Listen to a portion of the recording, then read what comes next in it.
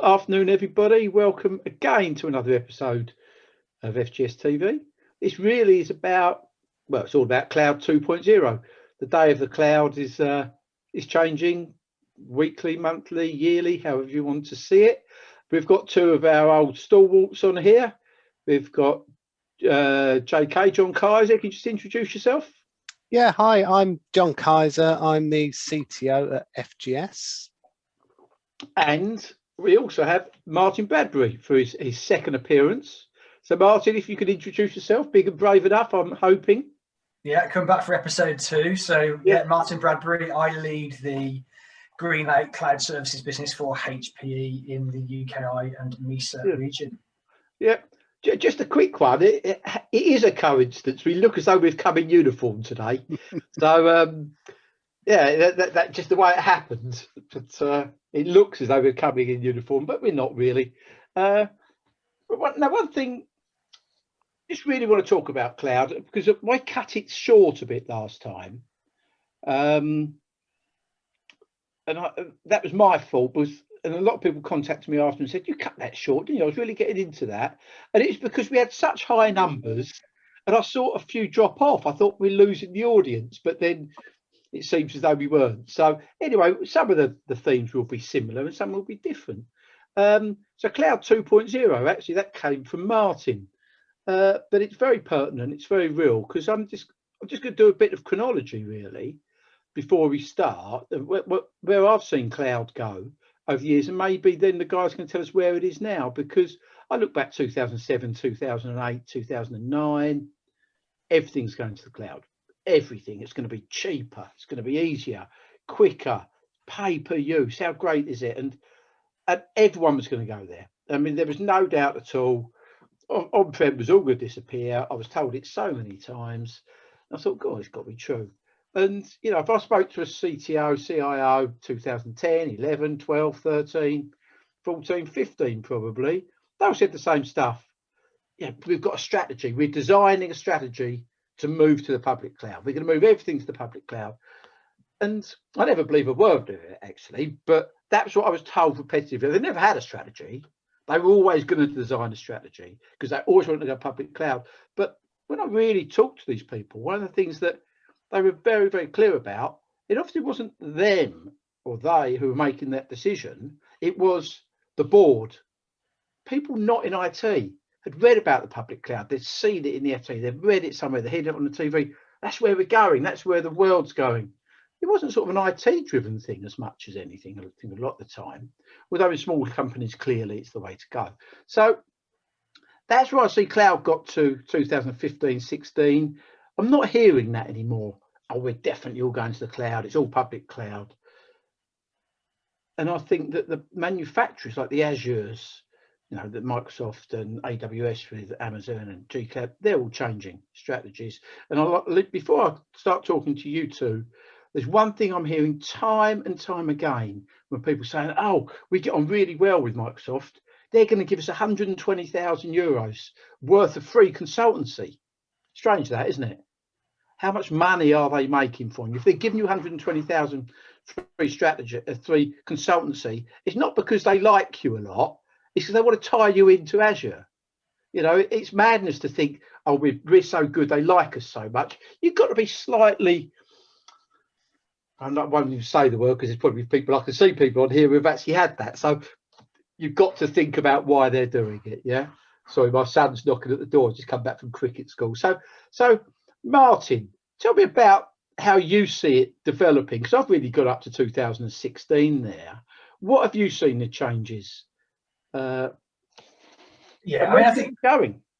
I think we've seen the same thing, right? I mean, I've been in the industry for a while, and I've kind of had those conversations, right? I've worked for other hardware manufacturers, and I've been sat in front of senior execs in banks who said, you know, we're never going to buy another one of your things or the guys down the road things again because we're going to go and do something different. And I think you know, it's like any of the trends we deal with in the technology industry. You know, cloud is just one of them. We've heard it about, you know, mainframes. We've heard it about, you know, enterprise storage. We've heard it about moving to hyperconverged. So it's like anything, right? All of those things that I mentioned there have their appropriate place in a technology strategy, and cloud's just the same. And I think we've seen a maturity of organizations now that kind of understand it's about workloads, it's about placing the workload in the appropriate place given your performance, your availability,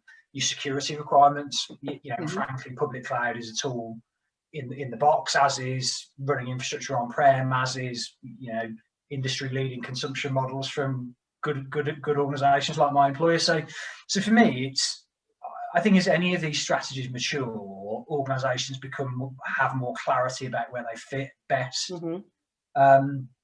So for me, I think we genuinely see, our company view is we see a hybrid world, but I think my personal view is that's what I see. It's about appropriate use of those tools and technologies in the right place. So when you say hybrid world, you're saying some in the public cloud, some privately.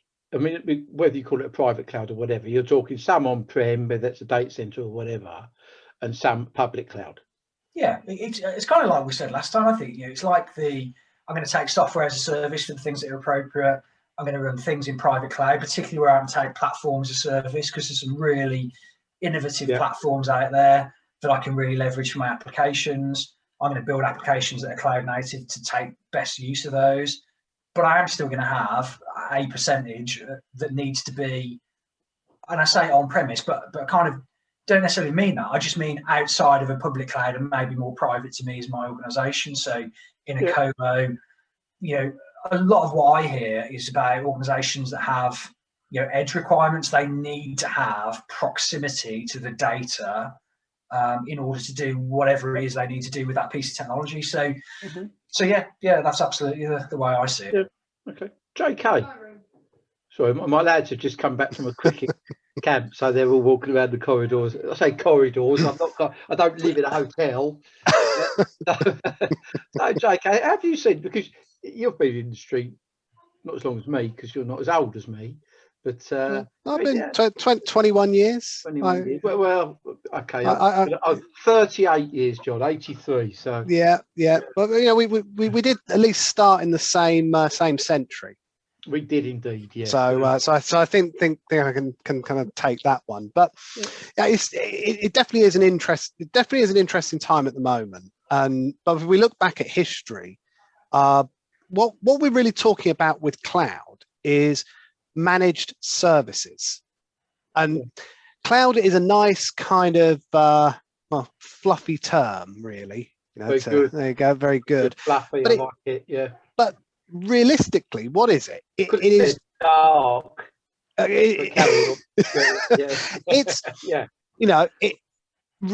It's just a form of highly automated self-service managed services. That's all it is. So it takes the complexity out of setting up and running kind of good quality environments. Someone else has done all the hard work behind the scenes, setting it up and making it work. That's the bit I think businesses value from the cloud. But on the flip side, you're going to pay for it. There's no magic in Microsoft and Amazon. They haven't got these magic computers or these magic servers or these magic storage devices that aren't available to anyone else. They're using the equipment that is freely available on the market to everyone else. So the service that they provide is always going to be more expensive than running it on your own equipment. Yeah. But you get the convenience.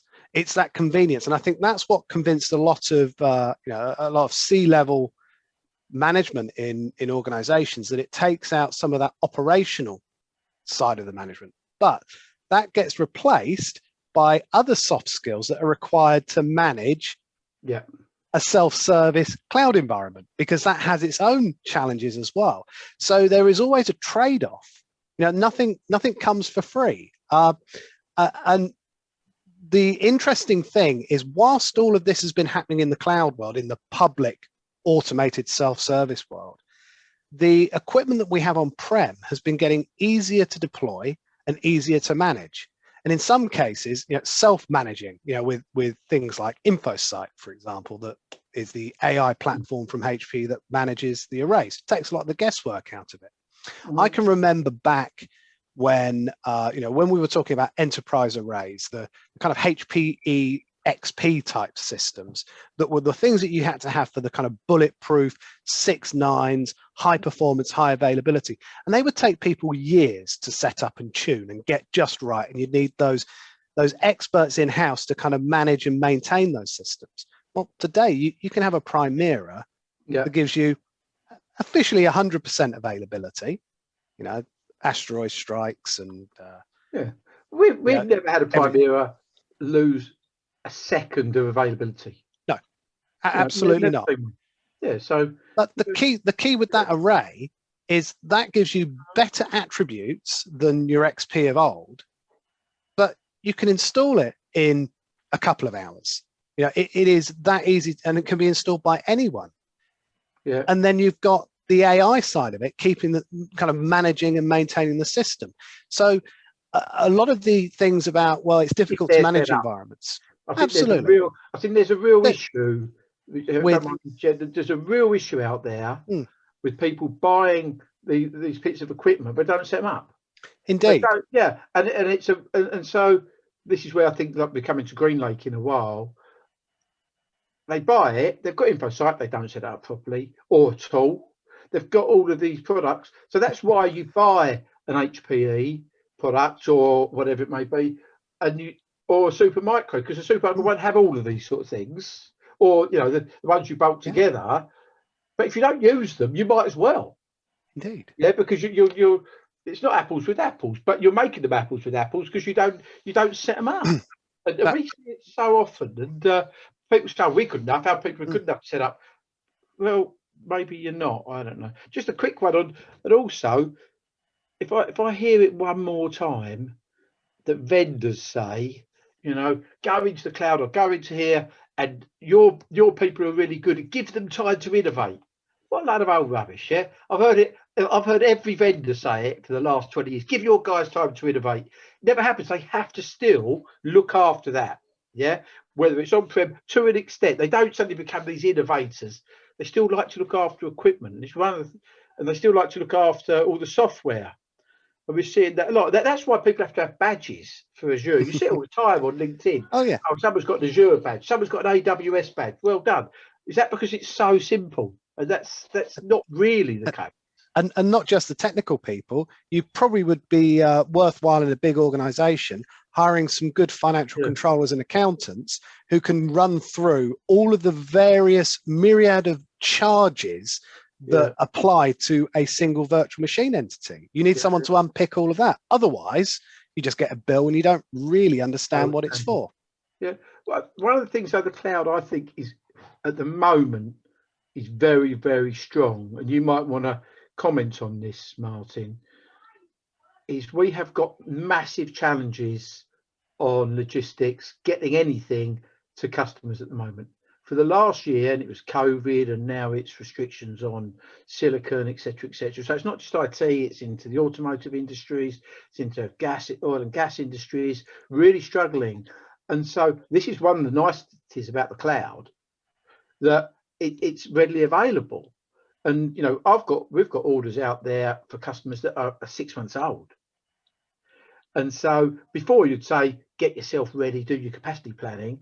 For 6-7 months is sort of unacceptable. And then people say, well, I'm going to go to the cloud. And I get that. So, Martin, what are HP doing about that? Not about the logistics, because that's a worldwide thing. That's Dell, that's HP, that's Lenovo. It's the lot. Yeah.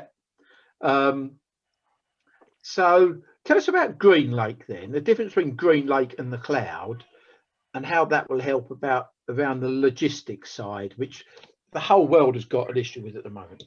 Yeah, I mean, I think contextually, I think we've been spoiled probably particularly in the last 5 or 6 years. We've seen on and off component issues here and there in the industry, but as a general rule, customers were of the mindset where if I place an order on a Friday, the vendor and partner will make sure I get my equipment by the middle of the following week. And I think generally speaking, that's been achievable historically. I think what we've seen with COVID and in the pandemic, and then with other things going on, like you say, material shortages and things like that, we started to see really disrupted supply chain, where I would say actually that's the new normal. I think a lot of organisations didn't plan for significant supply chain disruption in their IT strategy, and I think it was a miss, in the same way that multi-site DR wasn't factored in when we started to see some of these ransomwares, where it didn't matter how many high available data centers you had, if they were all online and all taken over by ransomware, you've got a problem that you can't fix. So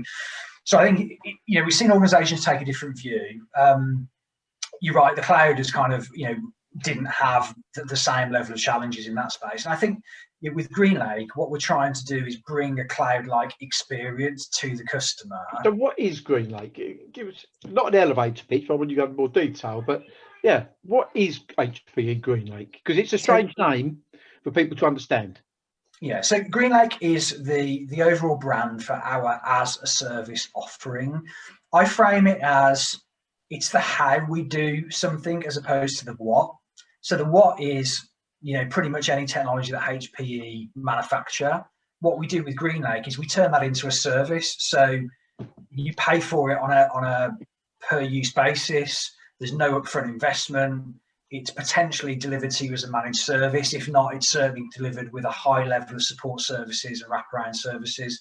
It's delivered with a cloud-like experience. So you have a portal, you can provision technology from the portal, you can see granular consumption and cost details in that portal. So it's from an executive point of view, the executives, the reason that CEOs were talking about cloud was because their iPhones worked, right, yet their internal IT broke, and they had to listen to all these conversations about, well, what's broken, how do we diagnose it, is it a software problem, is it a hardware problem? Well, that never happens in the cloud world, does it? On your iPhone, in theory, it should be so easy. What we're trying to do is bring that experience where we deliver a solution, the customer pays for an outcome, right? And I think that's the big difference, isn't it, between the two? You buy technology, you have to create your own outcome. Yeah. You take a service, forget where it's from, you buy the outcome of that service, and that's what we're doing with GreenLake. And so where's it housed? It's housed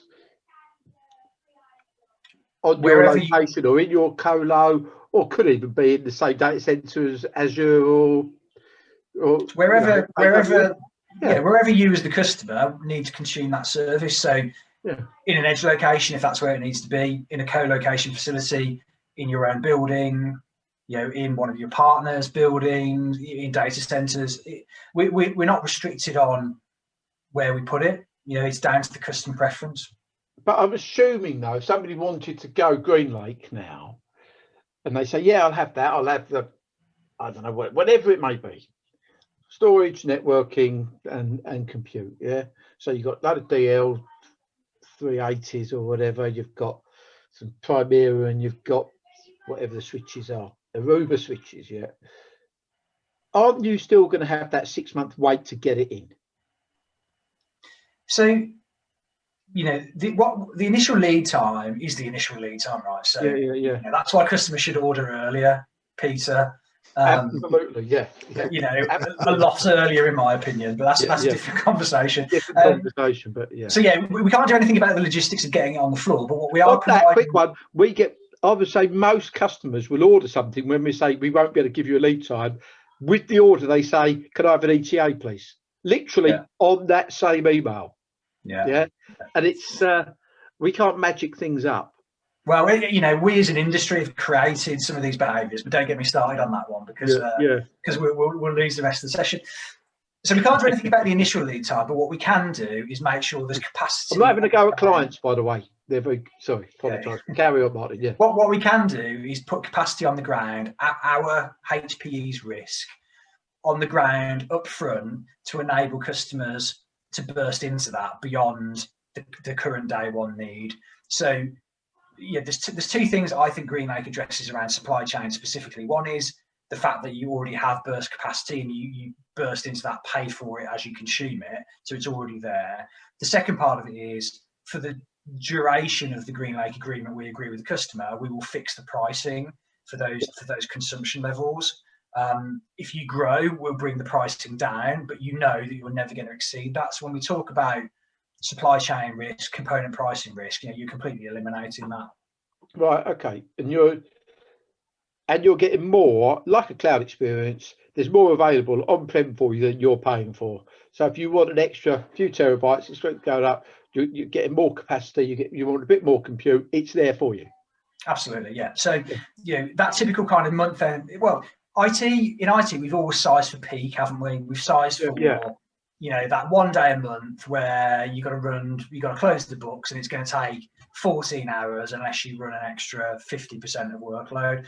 What we're all about with GreenLake is sizing for the right level of requirement. So in that scenario, we would say size for what you need day to day, but have the burst capacity on the ground to deal with that peak. So you go into that for 24 hours, you pay for that, you come back out of it, you're not paying for it anymore. And again, that's one of the big benefits of what customers have seen from cloud is their ability to do that and to scale on demand and to come back down. Right, that classic bursty workload has been a good fit typically in that space. So thanks, Martin. JK. Yeah, I know that there's not a definitive answer here. I absolutely know that. Workloads, public cloud, workloads, on-prem / GreenLake. mm-hmm. We've seen some massive databases that are on the public cloud paying €50,000 a month that we've taken off, and the whole server doesn't even cost 70 grand. Yeah. Mm-hmm. So that would there be an obvious one because there's a massive cost benefit. Yeah. But in general, there's not a rule of thumb, or is there, of the sort of workloads that you'll be looking at that you might want to go on-prem or GreenLake or public cloud? Well, I suppose it depends on how how the workloads use the infrastructure that you've got. If they're very dynamic, so say you're like a ticketing agent for events, you probably would work well in the cloud because you're going to have huge bursts going from your resting state, say at 100%, you suddenly expand to 2000%, but you're only doing that for maybe a few days, and then it shrinks back down again. It's those sorts of workloads work well in the public cloud where you can rent that capacity, probably at a big premium, but you can have it for a period of time and then go backwards. For the typical kind of organizations, usually what the organizations we deal with, they don't have that kind of dynamism in their workloads. They're relatively predictable. They're predictable within, say, an 80 to 110% kind of range. So they might have a big processing job that goes on at the end of the month, or at the end of a period, or the end of a quarter. They may have times where they don't need as much over the summer holidays, where when lots of people are away. That's the type of workload that is suited to something like GreenLake or traditional CapEx purchasing. Mm-hmm. Because you can sweat more out of the infrastructure you've got on site when you own that infrastructure, and it doesn't actually cost you anymore. That's always the benefit. And if it's only small amounts that you need additional, well, that's probably suited to your own equipment. So our clients primarily, not exclusively, they're in the highly regulated markets of finance, international banking, and iGaming. Yeah, that's where we tend to sit, isn't it, as an organisation? Yeah. And the iGaming, they do have peaks of things like the European Championship, the World Cups, but they tend to be elongated peaks. They're not like Glastonbury, and you've got 1 million people going on in a minute when No, there's lots of events going on, and they they're following the sun, a lot of our customers. So that when the European demand drops, the US demand picks up, and then when that drops, the Asia Pacific demand jumps. So they kind of have a constant baseline. It's just the peaks are in different locations. I get that. I get that. I think the thing as well that we sometimes don't think about is, in order to leverage cloud technology, you really need to have a cloud native application, right? So that's fine. So if you build your application cloud native to leverage all of those services, right, you're probably going to get a very efficient application. And the likelihood of it being a cost-effective implementation is going to be really high. The reality for most of our customers is they're not greenfield organizations. They're the value they will get from redeveloping applications to be cloud native that are not the absolute differentiation of their business is limited. So what we're talking about really is traditional applications that aren't efficient when they move to the cloud. So actually, how do you get efficiency from a traditional application? You kind of run it in a traditional manner, but in a more effective way of doing that. And that's kind of you try and bring some of the cloud traits to it without forklifting it, because that's the reality of you move an application without re-engineering it, you're not fixing anything. You're just moving a data center, really. Yeah, no, I'm going to go back to what I said right at the beginning. Yeah, when I said 2007, 2008, the world's going public cloud because it's cheaper. Which I don't think it is, but it isn't cheaper unless you're looking at, as a service. You're looking at a cloud, in a very specific. There's very specific locations. If you have a very small business who used to buy a little server that they stuck in the corner, it is probably more cost effective to run the public cloud.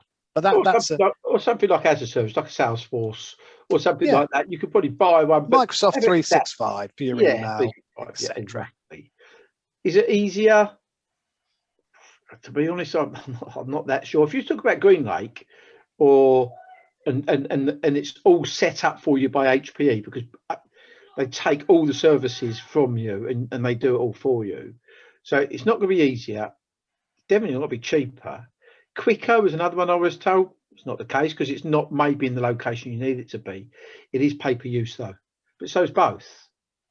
So I'm struggling to see this massive benefit of this public cloud that and a lot of our clients, as we know, JK, have been, I can't remember, ingress or regress, where they pull it out, Egress. So, egress, and so a lot of clients are pulling out some certain workloads. That's happening ever such a lot now, and so it's really flattening out. I think people are getting smarter now. This old public cloud is really yesterday's way of thinking. It's your old-fashioned 65-year-old CIO. Nothing wrong with that, because I'm not that far short, or CTO or CIO, That is the old way of thinking. The nimble way of thinking, the agile way of thinking now is right placing. I don't know if that's even a term, but you know what I mean, putting things where they should be. But there are certain things that I find it, I'm not sure if it's the word of Boren, like Microsoft Power BI. The reason it's becoming cloud native is if you buy it for on-prem, you haven't got all the same functionality. So they're forcing you to go the cloud route because you haven't got that functionality. So Microsoft are forcing you down the routes. So you just got to be careful when you're looking at what you're doing and think about what the manufacturers here trying to do here. They're forcing you down the route, and it's not because it's going to be cheaper for you. It's because it's going to be more expensive for you. They're going to make more money out of it. Because they're forcing you down it. So just got to think, I think, on the sort of things you're buying. Power BI is one of them. Problem is, it is world leading, but you haven't got the functionality if you buy it for on-prem. So just got to, I think, be really careful with it. But the Green Lake side, we're seeing a lot of interest in Green Lake at the moment, because I can't really see, unless you're Glastonbury, or one of the big ticketing agencies where you get a 2000% spike, I cannot see the benefit in the public cloud now, unless you haven't got. Well, you can't even say, because I hear in Malta, which is obviously one of our main markets. We're over in Malta, and it's a very, very successful for us. One of the things I said, well, we haven't got enough infrastructure, really seriously good infrastructure staff in Malta. Shocking example, you can't do Green Lake in Malta yet at the moment, but it takes away that necessity, Martin, doesn't it, to have people with that serious skill set and infrastructure if you go down the Green Lake route. Is that right? Yeah, absolutely. I mean, I think that's the point, isn't it? I think that, you know, cloud's attractive because, you know, the argument around innovation, I think, is a fair one you made earlier. You know, I think the reality is for most of our customers, running IT is not their core business, right? That is not how they make money. IT is just a facility they need in order to be able to make money. So the fact that they can, you know, kind of take a managed service and they don't need to worry about how that's resourced and how that is run. They just sign up for the service level as appropriate and they buy the outcome, I think is really attractive. You know, particularly as we see, I think skill set is a big issue in this space as well. So, you know, for anyone that's on this call in the audience that, you know, has tried to hire for a DevOps person, a full stack engineer, like any of these people that are kind of down in the cloud automation space, which is really where it doesn't matter where it runs, it's where you're going to get the benefits from. You know, those people are really hard to come by with the right experience. So, yeah, you know, delivering GreenLake as a managed outcome for us is really important, as is kind of raising the lines of demarcation as well. So we've moved GreenLake from just being a hardware service to being you pay for it on a per VM basis. You know, take the container platform as a service and pay for it on a container basis as well. So okay, you can do it on a VDI basis, can't you? You can have the number of VDIs, the sort of VDIs, and you just pay per VDI. Is that right?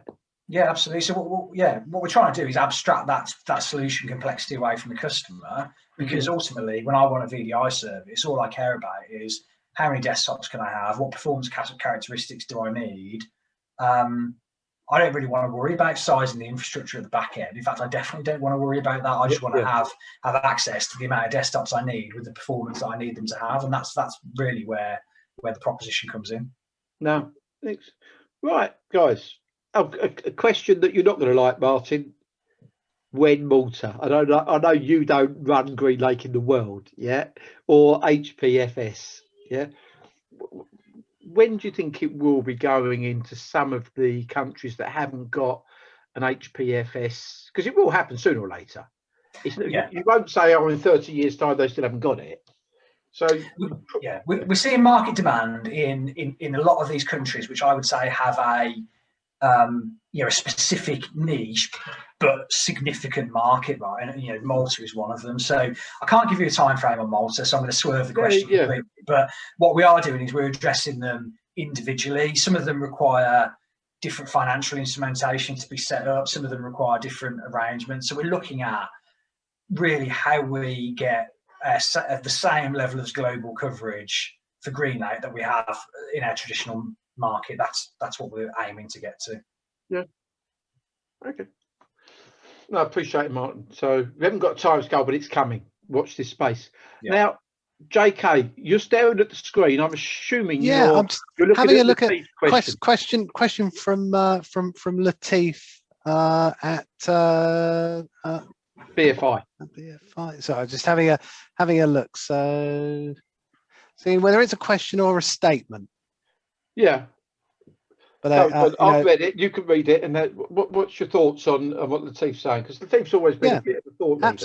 Yeah, and what you're saying, Latif, you agree with Martin. You know, lift and shift into the cloud for the sake of it. Absolutely. And I think the final sentence is the question, isn't it? So, how do we as an organisation deal with constant demand from the board of when we're going to public cloud? So, I've got an opinion, but JK, what's your view? Well, I think you need to. When you're dealing with the kind of executives in the organization, it's saying to them, we need to place things in the best place for the application. Yeah.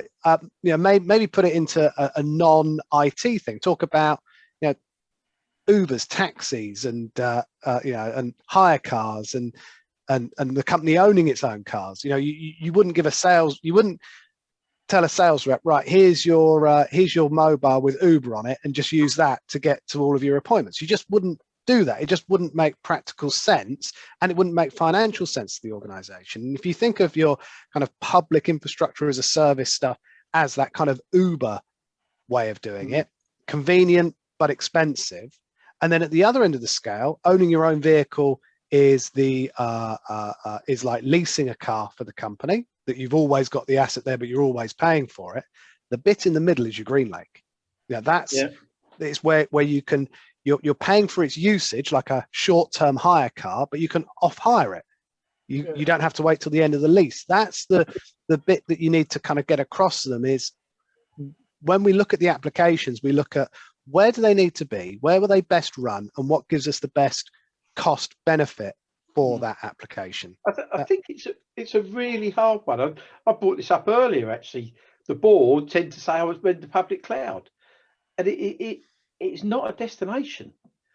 One of the difficulties we all have, or clients tend to have with boards who say, where do we go in public cloud? Where's the strategy for public cloud? The IT people tend to realise that actually it's not the be all and end all. It's how you're pushing that back. So Latif, really, it's a real strong statement here. How do you get it across? And actually, people internally, regularly, they're not listened to as much. No.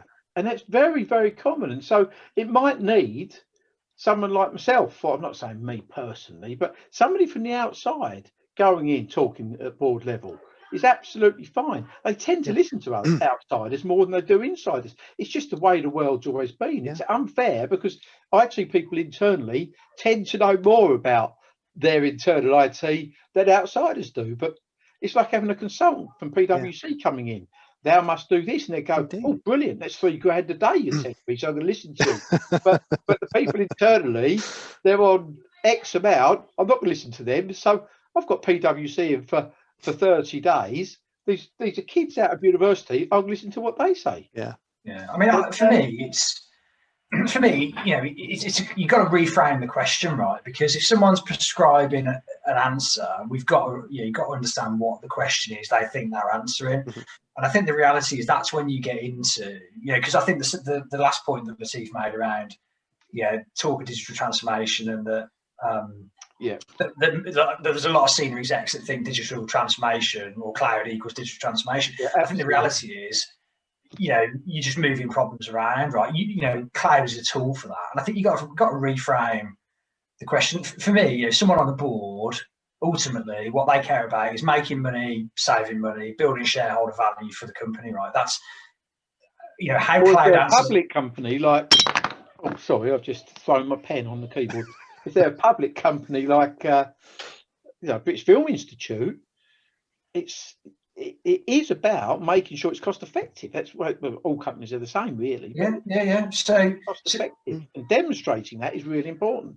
Yeah. So for me, you've got to take it. I mean, ultimately, you kind of need a board stakeholder who's willing to listen, right? And I think that's a really valid point as well, because we know that you don't always have the luxury of an open forum at that table, but I guess it depends. It depends on why they think the cloud is the answer. But if the answer is agility, the reality is at an education level or board level, they don't know what the options are. So you have to explain to them, here's why this might be a good thing. Here's why that might not be a good thing. Here's why we might not get the benefit you think from that. And here's a costed business case that shows us whether we would or would not be successful in the cloud. It's a real challenging one, but I think you have to get that. We spend a lot of time building business cases around GreenLake. We've done quite a lot of analytics on, is this workload more expensive in GreenLake? Is it more expensive in public cloud? And the reality is, in 9.5 times out of 10, because a lot of the workloads we're looking at are traditional applications, they're not cloud native, it will be more cost effective. We looked at an organization for looking at their Splunk environment and what the comparative cost of running that on premise in a GreenLake environment would be. 60% saving on running in public cloud. It's massive. I think we have to wrap this up quite soon, but I mean, Latif's point about digital transformation, that's another term that's a new term. It's a new term, it's been around a few years. Isn't that what we've always done? We've always changed IT to what's current and what's best. So we can call it digital, or we're going through digital, speak to clients, are we going to all cloud, or we're all doing digital transformation? What does it mean? It means putting things in the right place and getting the right things out there for the tools that are out there. If that's containers, if it's AI, whatever, these are new things, not new things that are out there that have been out a long time, but so it hasn't really changed much at all. But digital transformation is just a term. It's a term about doing the right thing, putting it in the right place, and getting the cost for, the cost benefits. And so I'd be more than happy to go in to anywhere and discuss this with board level, because board level tend not to know. It's just what they hear. And so, guys, I will wrap this up. We've been I don't know if there's rabbiting on, or hopefully it's constructive. Well, I enjoy it anyway. So, and we get a lot of people viewing and we get questions. So obviously other people enjoy it. So you've got two things. I've got one question and you've only got 2 minutes. Two things, Martin, that are going to change in the next 5 years in our industry, or are we just recreating things and making them quicker and whatever? A couple of things that are going to change. Two things. Well, one thing that has to change for me is the skills coming into the industry, right? So we do not have anywhere near the level of skills coming into our industry to support the level of transformation needed, right? So for me, what has to happen is fundamental change at grassroots level on how we bring people into the industry. Now, that's a big conversation that we're not going to do in 2 minutes. But the second part of that for me is, as a result of that, more and more organisations are going to take managed services, are going to move to an outcome-based approach for their IT, however that's delivered, right? And I do genuinely, the conversation has changed with customers in the last 3 years, from customers who pride themselves on engineering excellence in IT to customers saying, actually, we just want to buy an outcome and we kind of don't care what the technology is that helps us get that. We just want to make sure we've got a competent supplier with the right solution that will deliver the SLA. And that's a genuine change, I think, in the way that people are thinking in the industry. I agree. I always used to say, it's a shocking analogy, that it doesn't matter. If it's 2 tin cans and a piece of string and it works, that's what you need. It doesn't matter really what's behind it. It's something that works. And if it works well enough for you, it's good enough. So JK, 2 things, and you've got a minute or so. Yeah. A minute or so. I see that the prevalence of AI is going to become more and more impactful on our lives. Yeah. And at the moment, we see it in certain areas, but I think it's going to pervade deeper and deeper into our lives. And in the next generation of cars that you buy are going to be AI driven. There is going to be AI, machine learning running the processes in those vehicles, which is why the edge is starting to become an important thing, because the amount of data that all these sensors gather requires huge amounts of computing. So that kind of leads into the next thing. I think the supply of componentry is just going to get exponentially more intense, because everything is going to require the stuff that we've had precious to our little IT environment, our IT industry. Everyone is going to want, because the intelligence is going to be driven out to the edge, to every device you could possibly think of. If you can put power into it, it's going to need some form of processing. No, I appreciate it. I'm just going to, one last thing for me is, and you brought it up, Martin, was education. The people coming into our industry, it is very tough to find good people. Really is tough. So you tend to be finding average people for a lot of money, and it's very, very difficult. And now with containers becoming so prevalent, so important, so many of our customers have been going to this container route for a number of years, not getting anywhere near it. Really, really struggling with it. And so we need people, we almost need the whole educational side from year 6 or whatever, coding. Should almost be, it should be like maths, it should be like English. Thou must do it. Thou must code or do something that is the industry, and it's not just our industry, it's every single business in the world will require it. Yeah, whether that's nursing, it's going to require it. So I just think the education systems of the world need to change. Not just I'm going to choose to do computer studies or whatever it's called nowadays. So how old I am, at the age of 14, and I might take it for A level, or I might take it at university. No, you're forced to take it from the age of 10, and I just think it's a must. And otherwise, our teachers are going to really struggle to live up to and take all the benefits we've got. So, well, guys, it is an interesting thing, because a lot of schools make you take a foreign language, but they don't make you take education in IT. So it shouldn't be a foreign language; it should be a computer language. Absolutely, exactly. They should be all talking bits and bytes. The world's true common language. Yeah, absolutely. Yes. So there we go. That's for the take from today. But I really appreciate it. Everybody, thank you very much for joining. Latif, really appreciate the questions, the statements, and they were really pertinent to now. It's how we see stuff. And I can understand, I can feel the frustration coming through from there. And I understand why there's frustration there, because boards really don't quite understand what's going on in the world of IT. So, guys, thank you very much indeed for your time. And until next week, I think. So we'll go from there. So we send some things out on LinkedIn of what's going on for next week. We send some messages out, some emails out. So it'd be great if you can join us. We've had another cracking number of people here today. So really appreciate it. All right then, guys. Thank you very much indeed. Cheers. Thanks all.